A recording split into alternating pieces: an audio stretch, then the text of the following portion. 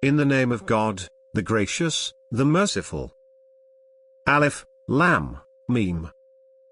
The Romans have been defeated in a nearby territory. But following their defeat, they will be victorious in a few years. The matter is up to God, in the past, and in the future.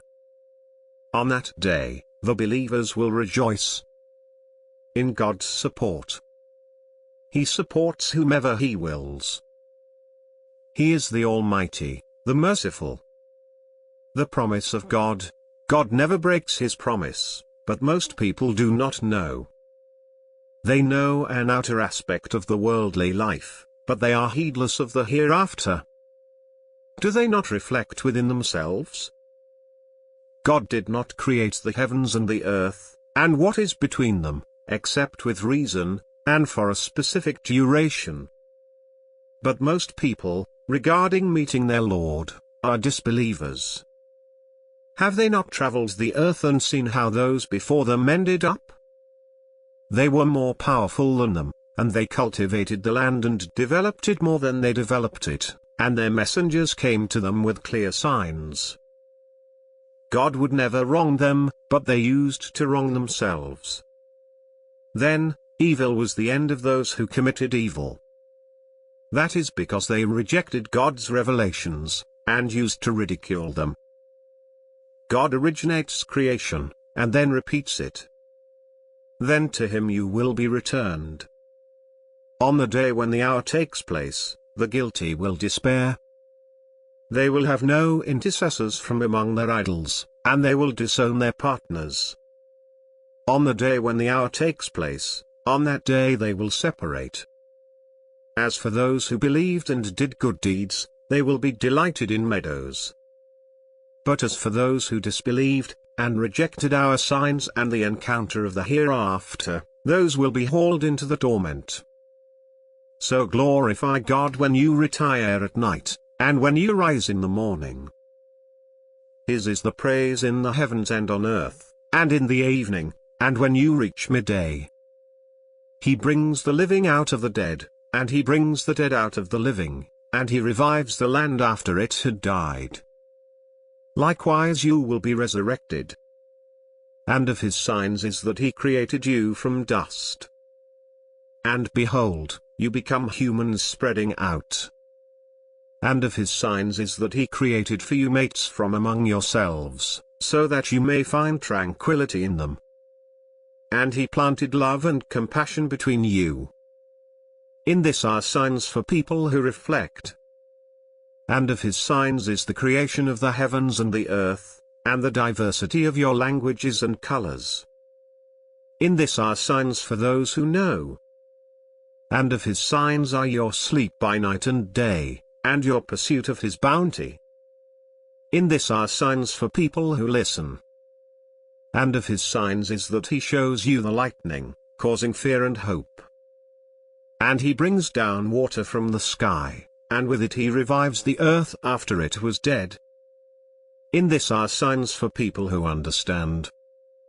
And of His signs is that the heaven and the earth stand at His disposal. And then, when He calls you out of the earth, you will emerge at once. To Him belongs everyone in the heavens and the earth. All are submissive to Him. It is He who initiates creation, and then repeats it, something easy for Him. His is the highest attribute, in the heavens and the earth. He is the Almighty, the Wise. He illustrates an example for you, from your own selves. Do you make your servants full partners in the wealth we have given you? Do you revere them as you revere one another? We thus explain the revelations for a people who understand. Yet the wrongdoers follow their desires without knowledge. But who can guide whom God leaves astray? They will have no helpers. So devote yourself to the religion of monotheism, the natural instinct God has instilled in mankind. There is no altering God's creation. This is the true religion, but most people do not know. Turning towards Him, and be conscious of him, and perform the prayer, and do not be of the idolaters, of those who divided their religion, and became sects. Each faction pleased with what they have. When affliction touches the people, they call on their Lord, turning to him in repentance. But then, when he gives them a taste of his mercy, some of them attribute partners to their Lord, to show ingratitude for what we have given them. Indulge yourselves, you will surely know. Have we sent down to them any authority, which speaks in support of their idols? When we give people a taste of mercy, they rejoice in it. But when adversity befalls them, because of what their hands have perpetrated, they begin to despair. Do they not see that God expands the provision for whomever he wills, or restricts it? Surely in this are signs for people who believe. So give the relative his rights, and the destitute, and the wayfarer. That is best for those who seek God's presence. Those are the prosperous. The usury you practice, seeking thereby to multiply people's wealth, will not multiply with God. But what you give in charity, desiring God's approval, these are the multipliers. God is he who created you, then provides for you, then makes you die, then brings you back to life. Can any of your idols do any of that? Glorified is he, and exalted above what they associate. Corruption has appeared on land and sea, because of what people's hands have earned, in order to make them taste some of what they have done, so that they might return. Say, roam the earth, and observe the fate of those who came before. Most of them were idolaters. So devote yourself to the upright religion, before there comes from God a day that cannot be averted. On that day, they will be shocked. Whoever disbelieves, upon him falls his disbelief. And whoever acts righteously, they are preparing for themselves, so that he may reward those who have believed and done the righteous deeds out of his bounty. Indeed, he does not love the ungrateful.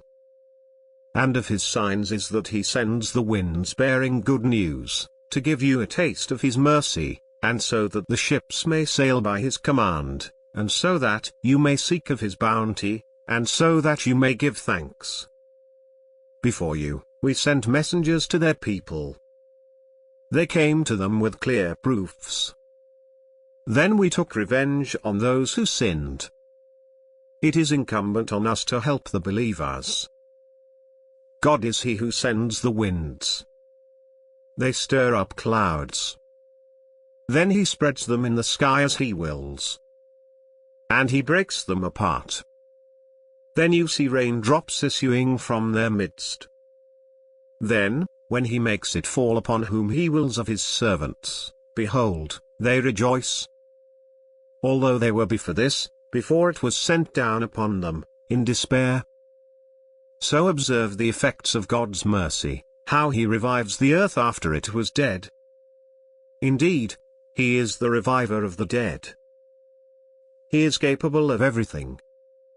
But if we send a wind, and they see it turning things yellow, they would continue thereafter to disbelieve. You cannot make the dead hear, nor can you make the deaf hear the call when they turn away. Nor can you guide the blind out of their error. You can make hear only those who believe in our signs, and so have submitted. God is he who created you weak, then after weakness gave you strength, then after strength gave you weakness and gray hair. He creates whatever he wills. He is the omniscient, the omnipotent. On the day when the hour takes place, the sinners will swear they had stayed but an hour. Thus they were deluded. But those endowed with knowledge and faith will say, you remained in God's book until the day of resurrection. This is the day of resurrection, but you did not know. On that day, the sinners' excuses will not benefit them, nor will they be excused. We have cited in this Quran for the people every sort of parable. But even if you bring them a miracle, those who disbelieve will say, "You are nothing but fakers." God thus seals the hearts of those who do not know. So be patient. The promise of God is true. And do not let those who lack certainty belittle you. And do not let those who lack certainty